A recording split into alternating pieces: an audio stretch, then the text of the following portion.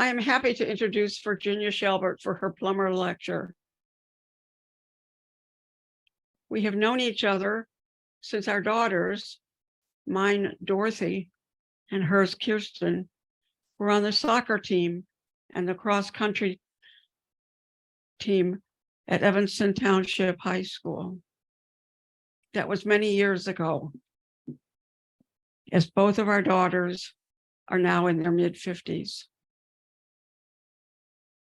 Since we are both nurses who worked in community health settings, we often went to medical education conferences together. PriMed Midwest in the Chicago area, often 12 hours a day of information. She is also the person I turn to for a curbside consult about my own health questions. The depth and detail of her medical knowledge is deeply rooted, detailed, and practical. I look forward to hearing her spiritual journey. She will speak to us out of the silence.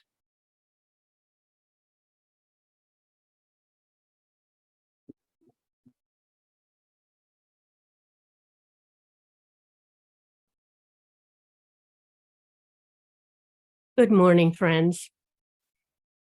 It's a joy to see you all again, to be meeting with you again.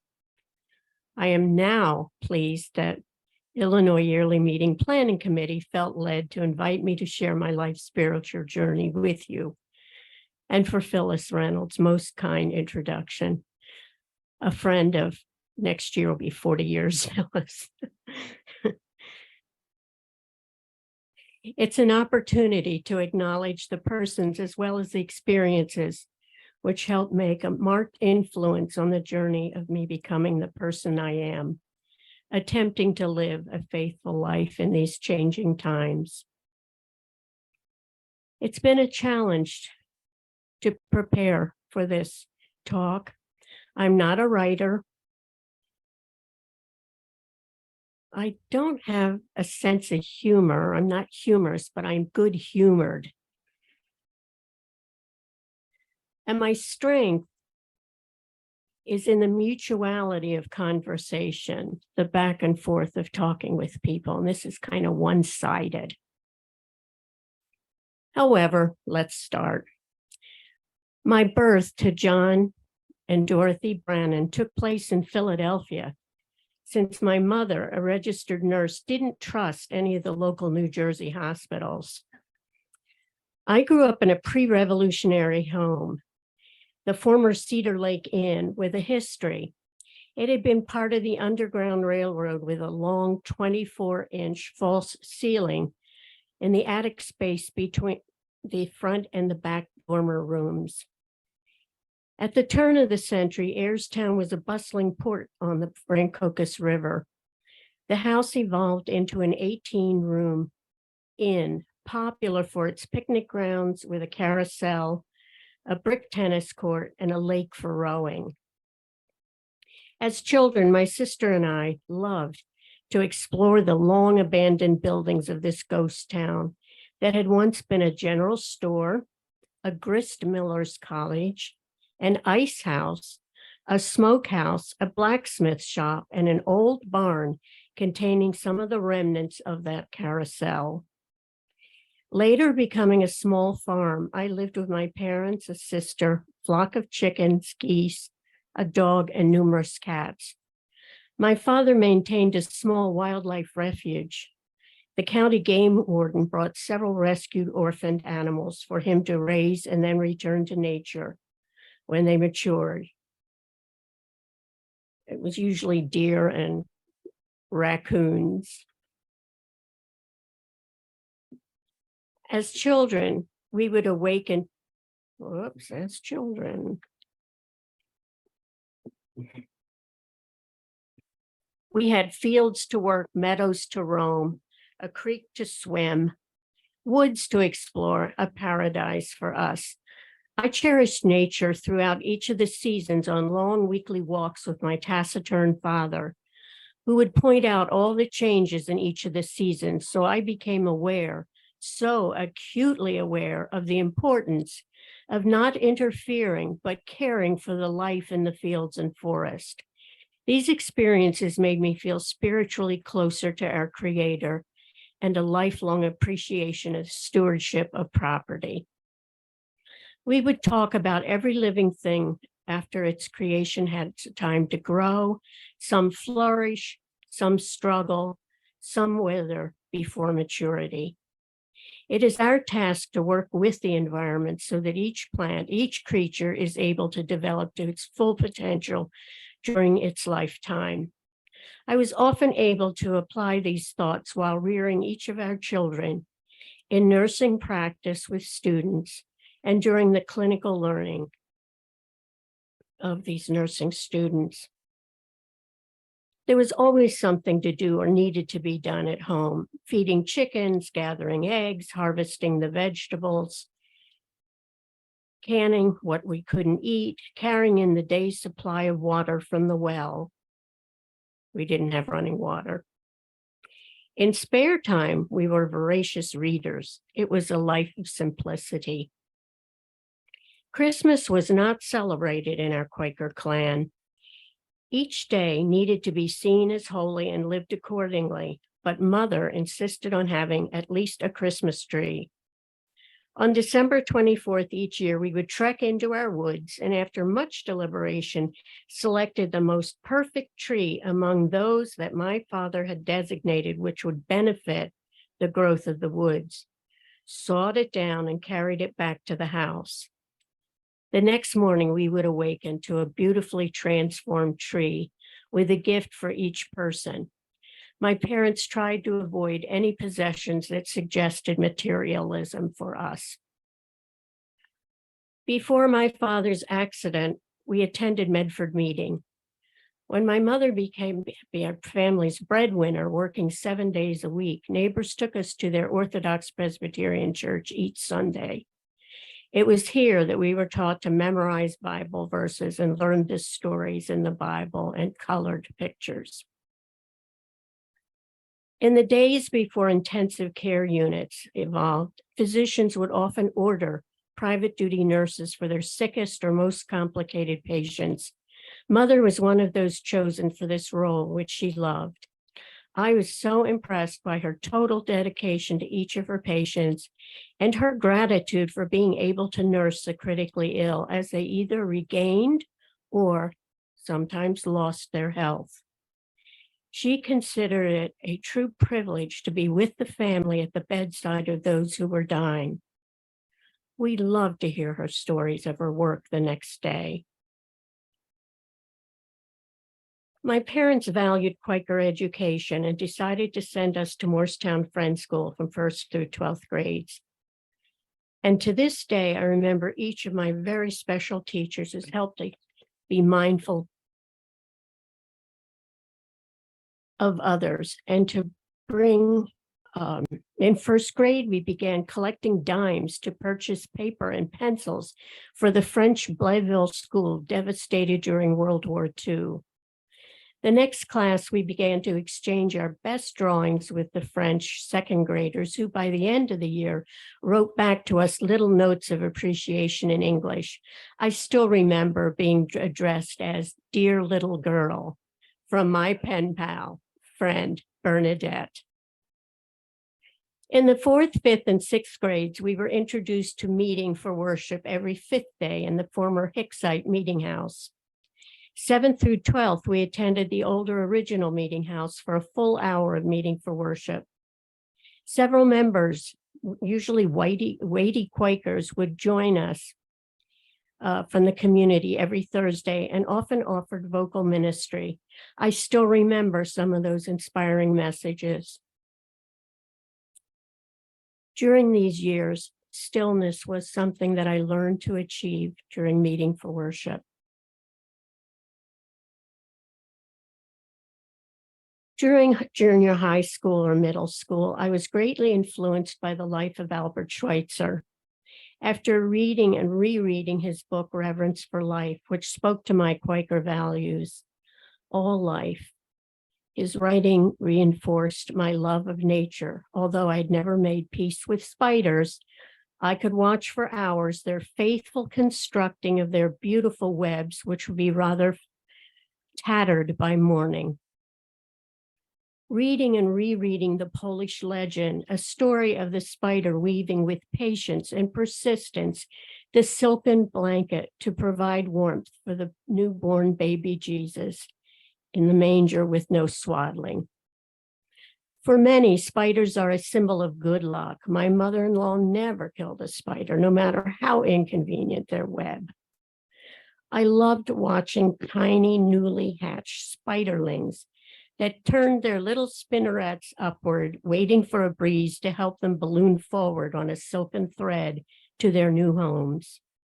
Absolutely adorable. But then they grow up. And I have been labeled an acrophobe. It was in 8th grade that I decided to have Jesus as the guide and role model for my future life. He seemed so much kinder and gentler and more loving than a God that didn't seem to intervene in a world with so much cruelty, violence, and injustice all over the creation that he had once proclaimed was good. High school religious discussion group was where we learned to respect the multiple perspectives of our classmates from different faith traditions. We also learned that Quakers did not have a monopoly on the goodness that is done throughout the world. One had to be 15 years old to participate in weekend work camps led by David Ritchie, a former teacher at Morristown Friends School, whose motto was, quote, "Work is love made visible," unquote. After waiting impatiently for years, I could finally sign up the first weekend after my 15th birthday. Saturday, we worked in pairs, painting together with family members. We were surprised by the numbers of cockroaches that emerged from the moldings as the fumes from the paint penetrated the cracks in the walls. Our host mother put down a plastic placemat on the floor and said to listen, and that we could hear their little feet clicking as they scurried away. It's cute. They're very busy. Let's see, you've got to admire cockroaches. They've been around forever.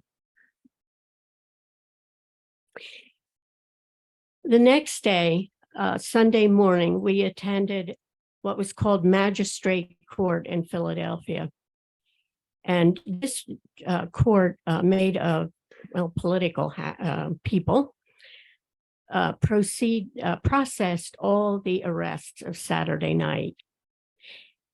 After that, we attended a local church and worshiped with those people there. We went to the church of our host family. These days were valuable times of fellowship and eye-opening to see how people lived with so little in this overcrowded area of Philadelphia.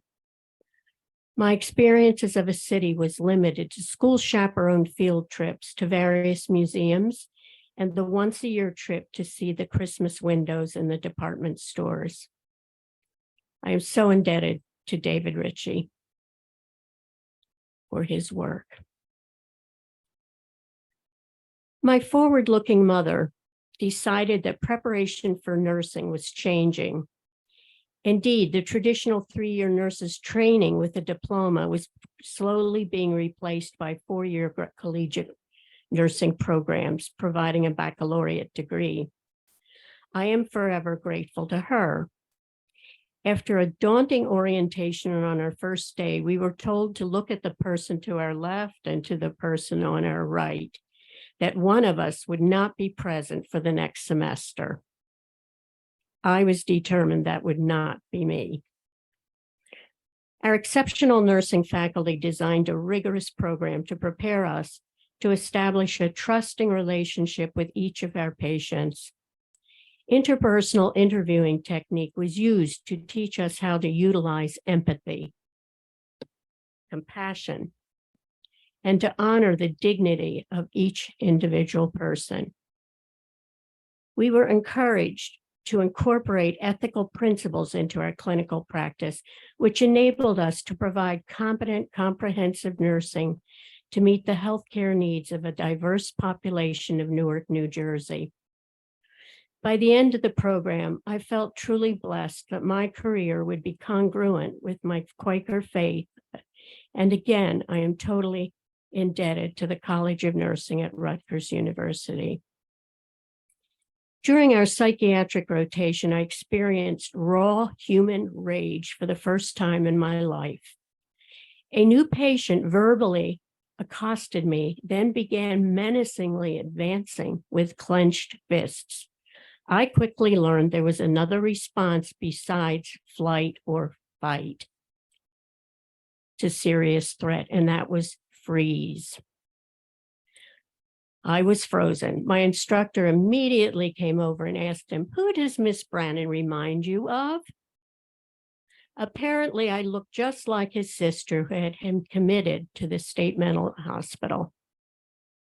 I watched as my instructor had him talk out and talk down his rage with her quiet questions, encouraging his descriptions, clarifications, and when calm, asked him, "Now, how was I different from his sister?" With a new skill, I was able to work closely with this disturbed child of God until he was discharged with insight, medication, and some effective coping skills. Wearing a uniform, I was transformed from a quiet country person into an empowered patient advocate. Sometimes my Quaker values needed adjusting. The only patients getting infections on the burn unit were mine. I was sure that I was using good technique with the painful dressing changes, and I asked the charge nurse to watch me. She said, "You are much too gentle. Sometimes it's kinder to debride the wounds aggressively. It's quicker, too." I always tried to provide adequate pain control for each patient, but even morphine only took the edge off of the pain of an extensive burn. So one had to be creative in finding helpful coping strategies. In addition to giving the rationale for each step of the dressing change procedure that I did necessary to reduce the risk of infection, I found that doing Lamaze breathing techniques used during childbirth seemed to be most effective. And I did these with the patient. It was also distracting for me. And best of all, none of my patients ever had an infection again. There was no nearby meeting in Newark, so I began attending a local Presbyterian church with my roommate and was mesmerized by the pastor's sermons, the organ music, hymns, and singing of the choir, whose director had a doctorate in sacred music. We were invited to join the choir. Singing unedited choral works by the masters provided such deep joy, adding a new spiritual dimension to my life. The beauty of voices joining together reminded me the meaning of "Make a joyful noise of the angels and the heavenly host." After being baptized, I joined this church, to my parents' consternation, and an older couple adopted me, and I finally had the grandparents I had so longed and yearned for during childhood. I met Leo Schelbert at Rutgers in a history of Western civilization class. We nurses had to maintain a C average to keep our state scholarships. So a freshman survey course in which nurses traditionally did not perform well until our last year. Leo appreciated the mature nursing students because we had already grappled with the questions of life and death. We were fascinated with his teaching, beginning with the pre-civilization world, making us aware of other evolving life in the Middle and Far East, making history alive and meaningful. He taught that the United States was not an empty continent to be settled, but rather a peopled land whose natives lived in harmony with their environment until invaded by Europeans, either as conquerors, traders, or colonialists. He included the folk who came not by choice, but by enslavement. By the end of the year, my roommate had a serious crush on Leo and his Swiss accent. She would insist that I ask him her questions in class, which I reluctantly did. Professor Schelbert responded, "That's an interesting question. Would you please expand on that?" Not prepared, I expounded on something until he seemed satisfied. With Peggy's pleading, we invited him to accompany us for a tour of a museum with relevant historical artifacts, which he happily did. And we learned a lot. After graduation, I moved back home to take on the role of the evening charge nurse of the local pediatric unit. We began going out together. He had recently left the Roman Catholic Church. Hearing about my former Quaker heritage, I soon learned he knew far more about Quaker history than I ever did. And together we widened our spiritual awareness. We began attending Mount Holly monthly meeting, which still had many of my relatives as members. After our engagement, a clearness committee for membership and another for marriage were held. We joyfully married under the care of Mount Holly meeting that John Woolman had earlier belonged to. Later, I was asked to serve as an elder, and Leo shared the teaching responsibilities of adult first day school. When the caretakers of the Woolman house went away on vacation, they asked us to house sit for them. Even though there were only a few original furnishings still there, we cherished this opportunity, and we slept on a vintage rope bed. Our oldest son, Kenneth, attended with us from the week he was born. Our second son, Eric, was not as easy. It was ever so much more difficult to center and to find stillness during worship with two young children. When Leo was awarded a 2-year research grant, our daughter Kirsten was born at home in Switzerland with Leo's large family nearby. And it was the first time I was truly homesick for my mother, missing her presence. The closest meeting to us was an early train and bus ride away, necessitating awakening at 4:30 a.m. Kirsten was immediately at home during worship, and Swiss friends were so welcoming to us. Leo was offered a tenure track position at University of Illinois, or UIC, teaching Western civilization, history of religion, and his specialization, history of immigration. Our last child, John Matthias, although made in Switzerland, was born in Evanston. We attended Evanston Friends meetings several times, but never felt at home, even after my teaching a world religion class to the middle school group. Mount Holly, in the meantime, was encouraging us, and over the years, strongly encouraging us to find a new spiritual home. Leo was reluctant to leave the meeting of John Woolman, but this finally happened in 2013 when we felt comfortable transferring our membership to Evanston Friends meeting. Becoming more involved with attenders, we grew to love this community. I never knew why my family stayed at Medford meeting when Mount Holly was nearer, especially after they sold the farm and moved into town. Family members were in both of the burial grounds. The clerk remarked, "Well, your father remained Orthodox and your cousins' families were Hicksite." Then came the busy years of raising our family. While performing everyday chores like washing dishes, doing laundry, or cleaning, I tried to utilize the time to be thankful for having a family, enough good food, and comfortable home, being very aware of those who were not so blessed. After bedtime each night, Leo and I had coffee and tea, quietly reviewing the events of the day. A Hindu priest had once told us that how one fell asleep was how one awoke in the morning. We found several things for which to be grateful, and then tried to clear our minds of anything troubling, turning over to the Lord what we could not change or control.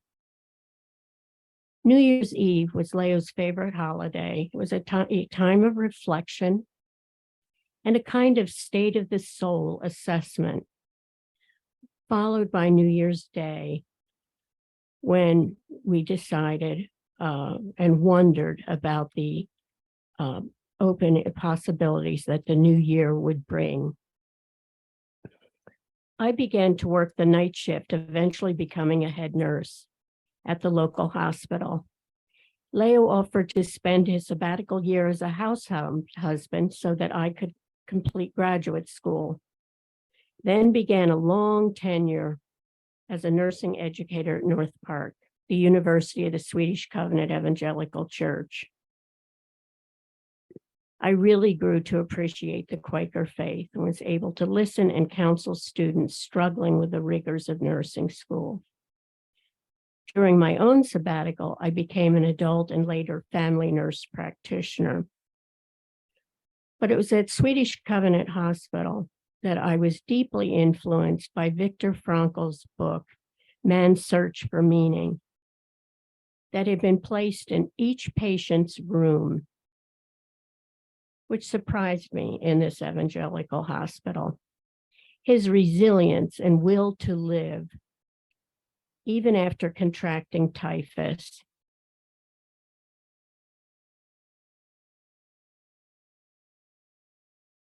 was truly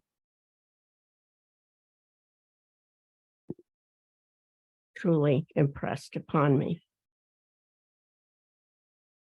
UIC's history department had an exchange program with Dusseldorf University in Germany. We couldn't find housing for our family of 6. A realtor suggested renting 2 apartments, opening a wall, put in a door, joining them together, and then, upon leaving, replace the wall at our expense. This was not an option for our family. Leo found an advertisement on the bulletin board for available rooms in an old country farmhouse in the nearby village of Gore. The living space turned out to be a commune of idealistic young people who had become ideologically alienated from their own parents, who had had to survive in Nazi Germany. We grew to appreciate their communal life, and they couldn't believe that they actually enjoyed having a family living with them. 2 interesting things happened during our stay. It was good for the children to have another adult say yes and no to them. And when Leo's term was ending, the young people wanted to have a party for us. We agreed on one condition, that they also invited their estranged parents. Initially horrified, then reluctantly, the invitations were sent. We spent many hours discussing how their parents probably did the best they could under horrific circumstances of wartime.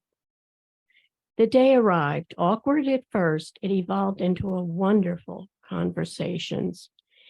The parents surprised that a professor would bring his family to live with their children. It was a healing evening for each of us, and we could leave with grateful hearts.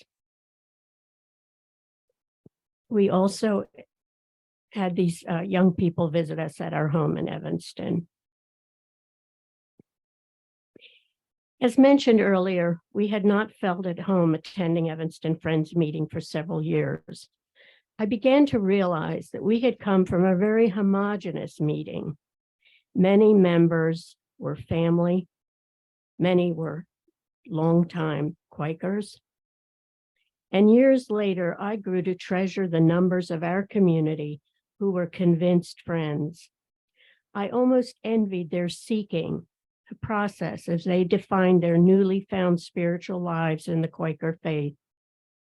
I cherished being a part of the Clearness for Membership committee meetings and later the welcome dinners as each became part of our community. Serving on committees, I got additional insight and additional areas to love in the members that also served on those committees.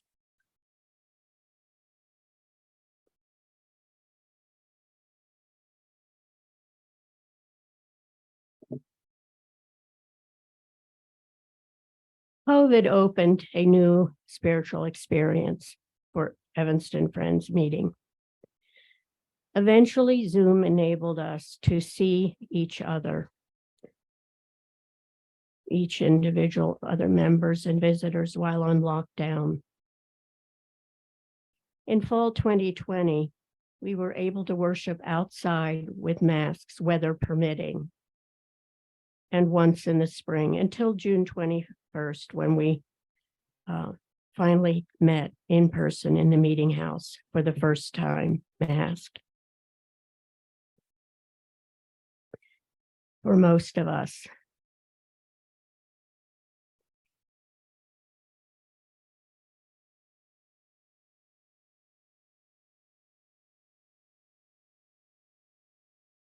There are still bumps in the road for us to deal with, but I think out of love, these will be managed.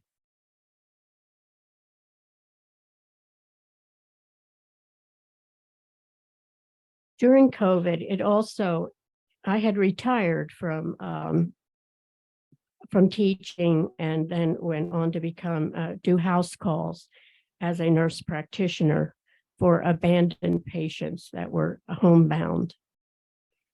These patients only saw a doctor after, while they were suffering complications and serious illness from what should be early, if managed early, should have been minor illnesses.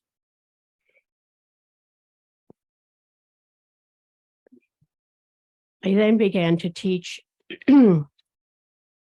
matter of balance classes and became the wellness nurse at a local senior center. And this too was closed down during COVID. The city of Chicago, in their health department of child and family services, arranged for us to get Google phones and to make wellness calls to designated populations in the city.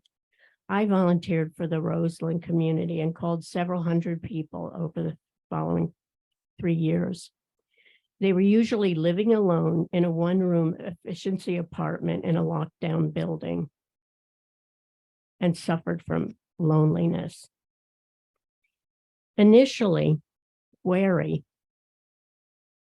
I earned their trust by providing or offering a health topic each month of common human health problems like diabetes, hypertension, asthma, arthritis, etc.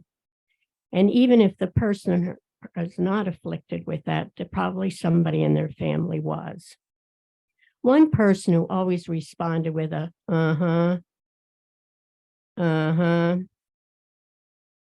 uh-huh. After 3 months, the ice broke when she said, you know, you don't have to wait a whole month. You can call me back next week.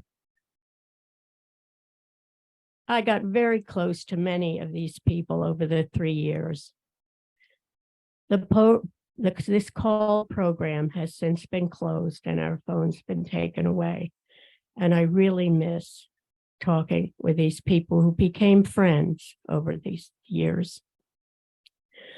One blessing during the COVID lockdown was an invitation from Lake Forest Friends meeting to join their adult education, religious education Saturday night class. We saw and faithfully discussed videos, Pendle Hill pamphlets, spiritual articles, and books.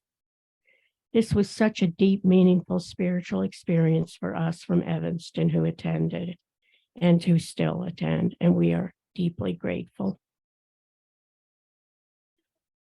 Death was not unknown to me, having lost each parent, a younger sister, but the night Leo collapsed, it took on a new meaning. With his last breath, my dearest living soulmate of 57 plus years, my best friend, was gone.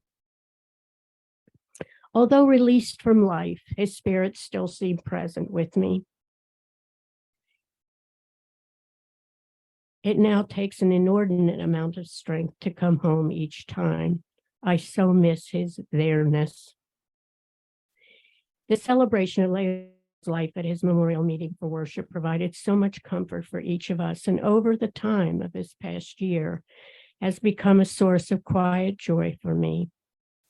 After a couple of months, it felt strongly right to take some of his ashes back home. I had read in several obituaries and in cards that people sent me that Leo had said he was never a Swiss immigrant. He was simply a Swiss working abroad. And I thought, part of him is still Swiss and needs to go home. We were looking for a rock that Leo and I had particularly liked, that he had passed on his way to and from school during the 5 years he'd lived in Tichinus.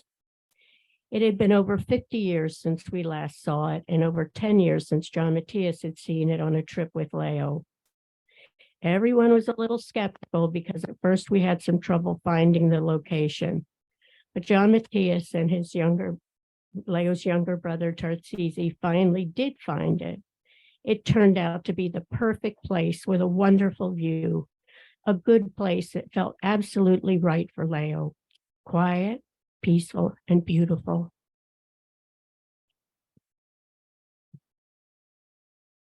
After choosing and clearing the area, his youngest brother Tartsisi prepared the space. I placed his ashes and covered them with some earth, and then the others put in stones. Tartsisi poured some kirsch water over the stones when we covered them with more earth, some moss, and leaves. Tartsisi had found a thin Giacometti-type branch in the form of a cross, and that too was placed. When completed, and after a period of silence, I shared George Fox's guidance to let one's life speak, a favorite Stephen Grinnell quote.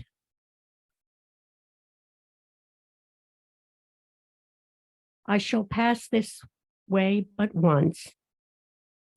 Any good, therefore, or any kindness that I can share to any fellow creature, let me do it now. Let me not defer or neglect it, for I shall not pass this way again. Followed by a Wendell Berry poem. Then Kirsten did Leo's rain dance. We reminisced, each had a small libation of his favorite kirsch in honor, and then we left Leo in solitude, to which he was such a cherished part of his being.